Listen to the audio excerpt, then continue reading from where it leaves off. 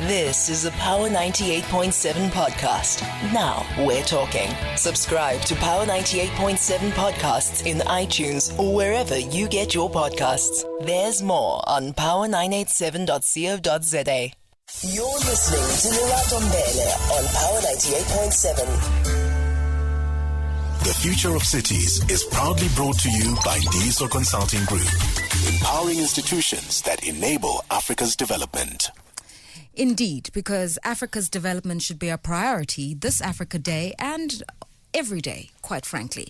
So a smart city, loosely defined, is a modern economic center that's leveraging technology to provide solutions for its residents. This is innovation that we need to fix traffic congestion, for instance, make it easier for people to commute to work and home. It's the solutions that are needed to avoid an electricity crisis, for instance, and smarter, greener ways of producing energy. It's about providing affordable housing. It shouldn't be expensive to live in your hometown.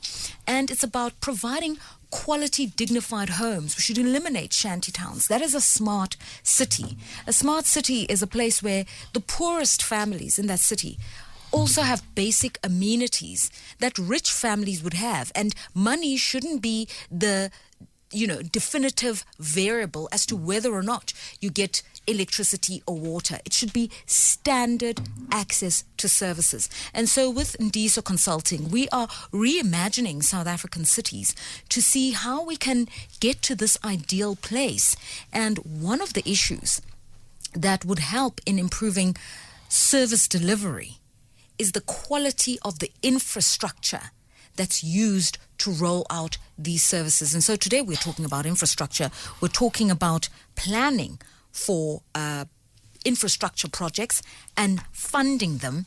And we're identifying the kind of infrastructure that would transform our cities in a way that makes them functional. Talking to us about this is Auntony Mukhwanazi, who is the MD of DSO Industrialization and Consulting. So thank you so much, Auntony, for coming through. Good morning. Thank you very much, Rato, and good morning to our listeners. Okay, let's start with the first simple one. Infrastructure is broadly defined in two ways. There's economic infrastructure and there's social infrastructure. What do we mean by that? Economic infrastructure is when we, for instance, when we have to build an energy project. If we are to build a power station, right, that will be classified as economic infrastructure, because that infrastructure in itself will be able to generate revenue that can also help to sustain our municipalities or fund other infrastructure projects. When we talk about social infrastructure, here we took, for example, when we are to build a clinic, right, that will fall under social infrastructure. When we are to build housing, when we are to build a school, when we are to build a community hall, right, that's the difference.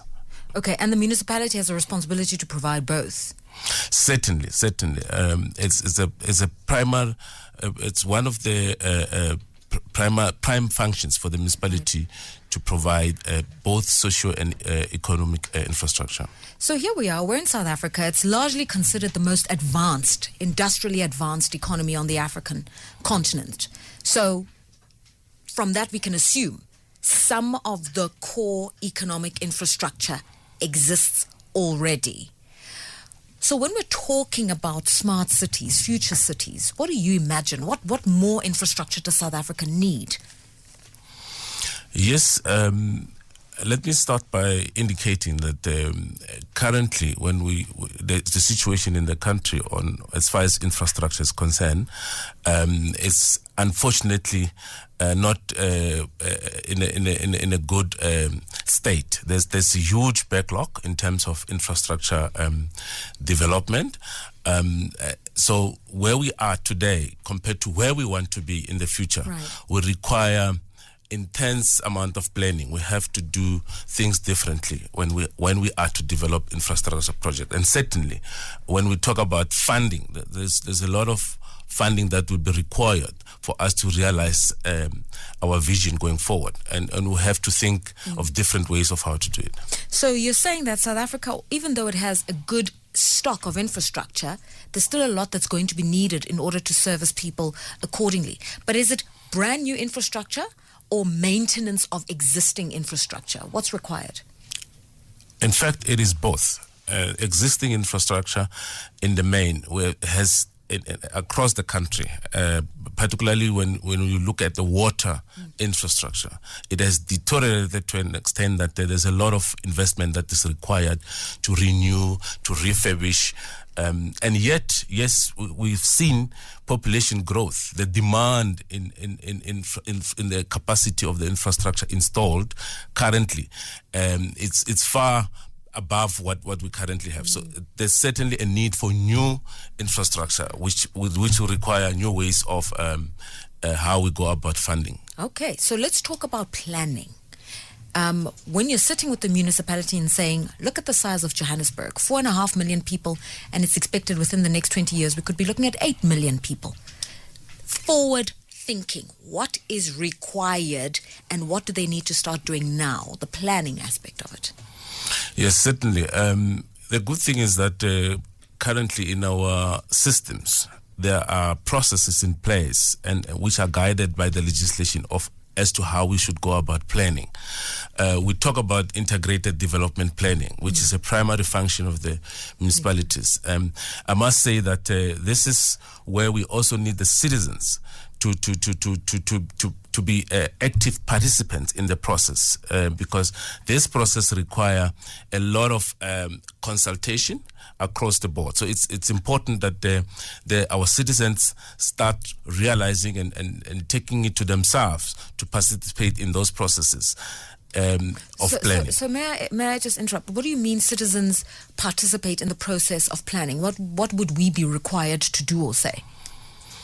I was just by way of an example, if in a municipality there's a need, for instance, to expand road infrastructure, the process requires the municipality to consult the stakeholders within the communities, and that's where the citizens come in, so that they can also have an opportunity to bring in their inputs because at times you find that what the municipality will consider a priority out there is not necessarily a priority. Hence, our planning has to be interactive, and going forward, it's important that we ensure that there is that participation. So this is when the municipality says, "Oh, we think we need bicycle lanes," and we say, "No, we think we need a school."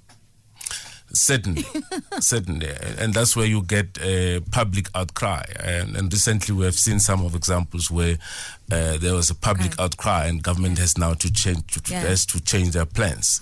And that is because in the beginning, the consultation was not done adequately. Okay, so what else goes into the planning other than the consultation? The building blocks now, so people say, okay, we agree there should be a new power station, or you should expand the roads.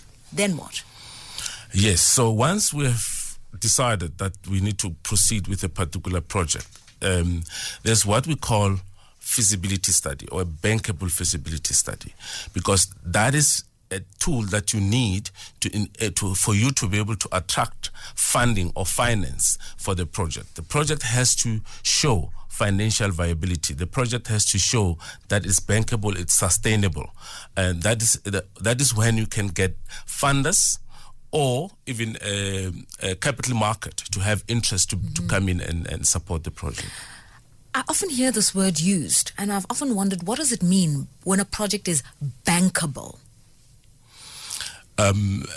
Just to simplify it will mean that the project it makes financial sense, in the sense that the monies that we are going to put to build that project, the project will be able to generate revenue by itself, such that we are able to recover those monies, but not only that, even at times generate a surplus that can then be utilized for further development of other infrastructure projects. In that context, then, can social infrastructure be considered as bankable? I mean, to build a school, you're providing a service, essentially. You're not necessarily in it to make a profit. No, certainly. Of course, there you're talking about socio infrastructure. Yeah. there are ways in which we can show that a project like that is justifiable. It cannot necessarily be quantitative, but there has to be a qualitative rationale that justify that project is needed and it is a priority.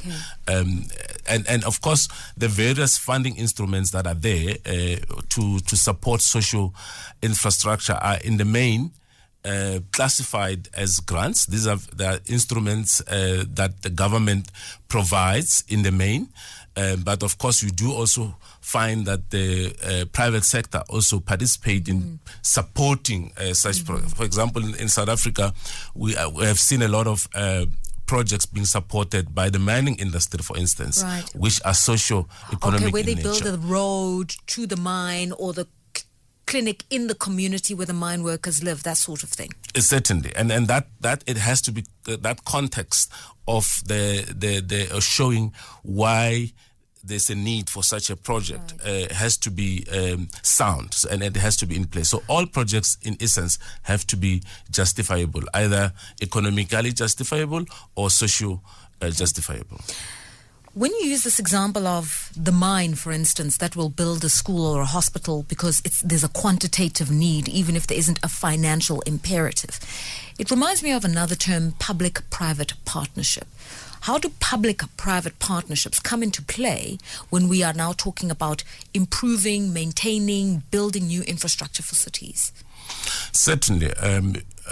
By way of an example, private sector has interest in economic growth, and as a result, they get involved in setting up new projects for them to realize their own ambitions in terms of growth financially. But it is understood that for that to happen, you need infrastructure, you need services, and you need adequate infrastructure. If you are a private sector and you are to put, for example, a manufacturing plant, you know that you will need water, you will need electricity. And if that infrastructure is not adequate, you know that your project is in jeopardy. So the private, when we talk about triple Ps, we talk about scenarios where a project is private sector driven. However, the public, a side of things is brought into the picture to ensure that the support that is required for the services that need to come through infrastructure are in place. Okay, so why is it that PPPs are models that are being pursued across the African continent, and to what extent are they the developmental model in South Africa? Because we know that the government is cash-strapped and municipalities absolutely are struggling to raise capital. So who bears the risk? Who raises the money? Who bears the risk? How does this all work?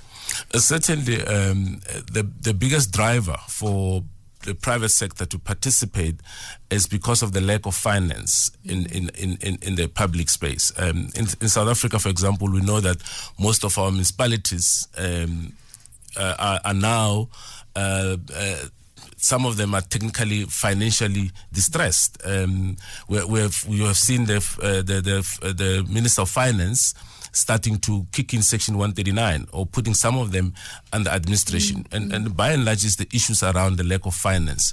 So hence, it becomes imperative for the private sector to come in so that then those much needed funds can be available for infrastructure projects as well. I think that makes so many people uncomfortable, Auntony, where a private sector entity is now the one that's going to build the bridge that connects one part of the city to the other, for lack of an example. Or it's the private sector that's coming in to do a power station or IPP work right now. Eskom, let's look at that issue.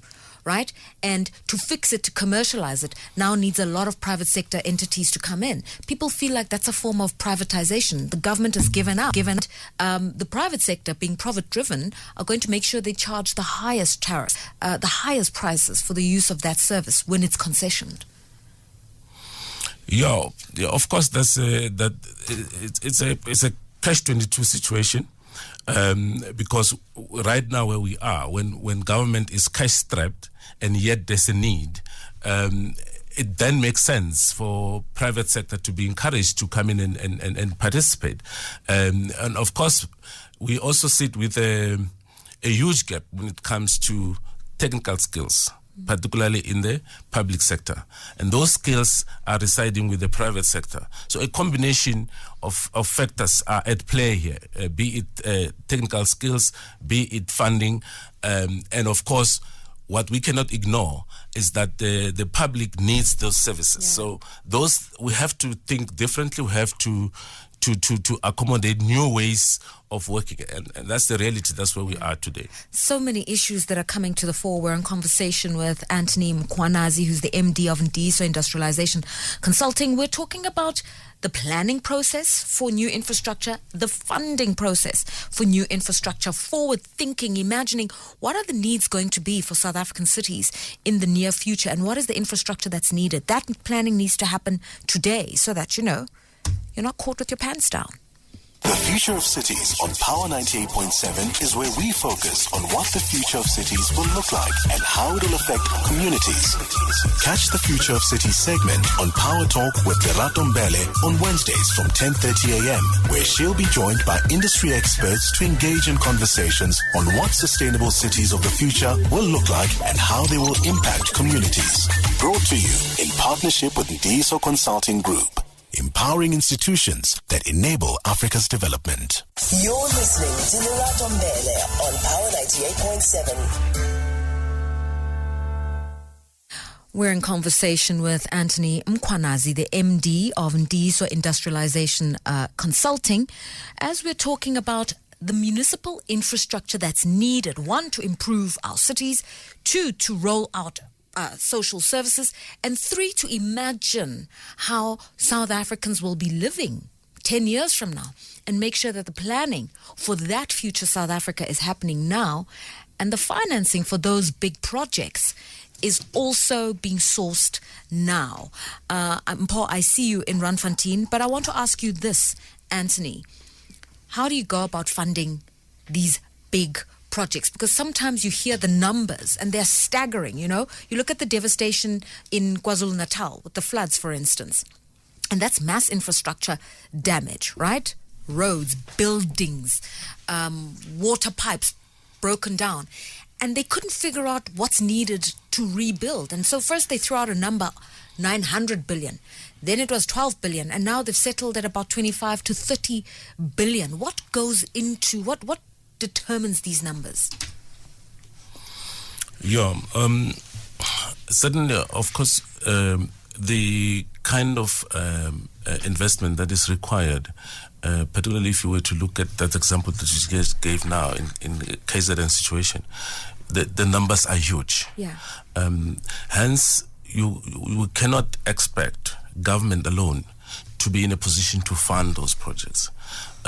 Hence, we also cannot expect the private sector on their own to finance those projects.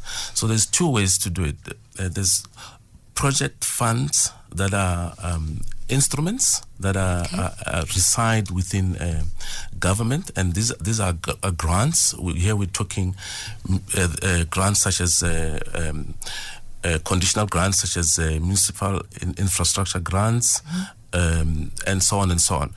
And on the other side, there's also project finance, and that's where we need bankable feasibility studies to be in place for those projects to be able to attract funding from finance institutions. And here I'm talking about the capital market coming into the picture, and putting funding support for those projects. So the way you've put it is, on the one side is government/municipality, on the other side is private sector in general. But somewhere in the middle are the people with the deep pockets who can actually unlock capital. And they are what? The commercial banks or the development finance institutions, or both? Yes, it's both. In fact, we have development finance institutions such as the Development Bank of South Africa, the DBSA. You have African Bank Development, but on the other, Abidjan. Yes, on the other side, you also have private sector banks. For instance, RMB have a program where they fund infrastructure projects, and I must also indicate that from our research, there's a lot of money, over R1 trillion sitting with the private banks in South Africa that can also be tapped into. But all of this, for that to happen and for them to bring those monies on board, it goes back to the issue that I keep on coming back to, the whole issue of ensuring that our projects are bankable. Mpho and Randfontein, good day. Good day, ma'am, and good day to Auntony. The issue that I thought I must raise is that Auntony will perhaps need to consider the fact that there is a urbanization. A lot of people are moving to cities. So if we are to determine the future cities, we should have to take note that in the next 30, 50 years, the 50 to 60% of the population of South Africa would be found in cities. So I agree with you that planning is very important for putting up smarter cities. But one point that we should not overlook is that how they become sustainable. So the green part of those cities, how do they produce their food? How do they take care of the climate change related issues? I think the Natal experience gives us that we need to factor every time that there's a need to localize knowledge on sustainable development. How do we become sustainable cities? So actually, the point that I want to raise is that I think the emphasis should also be about sustainability of the cities. Not in the financial sense alone, but whether they can cope with the numbers that are coming. Less than 20 years, Johannesburg has grown in big proportions. Cities in Gauteng are in big proportions. So I think there's a need to really have a deeper conversation about climate change. We need to do about the population growth, how we prepare for that. Because continuously, and I think the municipalities, as you said, are very important. However, which is another point that I think we should factor in. I did hear you talking about the methodology of the IDPs. Half the time, the people are outside the process. So it's almost like a compliance process more than an organic way of getting people to participate. Because if there is no local agenda, the people determine their agenda, what do we do with this town? Which after this so many years, what is us after 10 years? So that is important. And I would wish actually one day to meet with you, because your company does appear to be deep in issues, because the only way to realize the 2030 the developmental plans, we need to get people like you to help us define the future, including the 2063 Africa agenda. You need cities to come on board.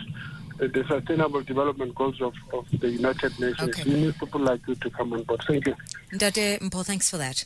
Okay, so a lot of things there, but the key word there is sustainability. And then on the issue of engagement in the planning, you've got to get people in early so that it's not just about compliance. Are we doing the right thing? But it's imagining together. Certainly, and I agree with you, and I agree with the caller. The issue of sustainability, the issue of taking into account climate change, the issue of ensuring that there's, particularly in the cities, he made mention of migration to cities. Which then brings out other challenges in terms of how do we ensure that there's enough food for the people that will be in the cities. So all of these factors have to be brought into the picture when we are developing these plans. Hence, we cannot overemphasize the issue of planning and forward thinking and yes, this, by the way, I must also indicate that this planning doesn't come cheap. It does cost money. It does cost time. But it is worth it. Because if we don't plan properly, that's exactly where we are today. When I talk about the backlogs on infrastructure projects that we're sitting with, we know we have instances where you will find that an infrastructure for water treatment, a project has been started, but for whatever reason, it gets stuck along the way. But that reflects poor planning. How long does it take, just as a final question? So from the day you say we need a new reservoir or a dam because we need treatment in Krugersdorp, for argument's sake, and you start that conversation in 2022, when will the people of Krugersdorp get that dam? just planning alone on a project of that nature will not take you less than 18 months. So we're talking serious effort, and hence the time is now. Moving towards the future, moving towards 2063, we have to put more effort on planning. I cannot overemphasize that. This has been such a fascinating conversation. Auntony Mukhwanazi, MD of Ndiso Industrialization and Consulting. And it's not just something that's relevant for South African municipalities. As our caller said, planning and proper financing is really where the African continent is getting unstuck. So thank you for what you do in Ndiso Consulting. It's 11 o'clock. The Future of Cities was proudly brought to you by Ndiso Consulting Group, empowering institutions that enable Africa's development. You've been listening to a Power 98.7 podcast. For more podcasts, visit power987.co.za or subscribe wherever you get your podcasts.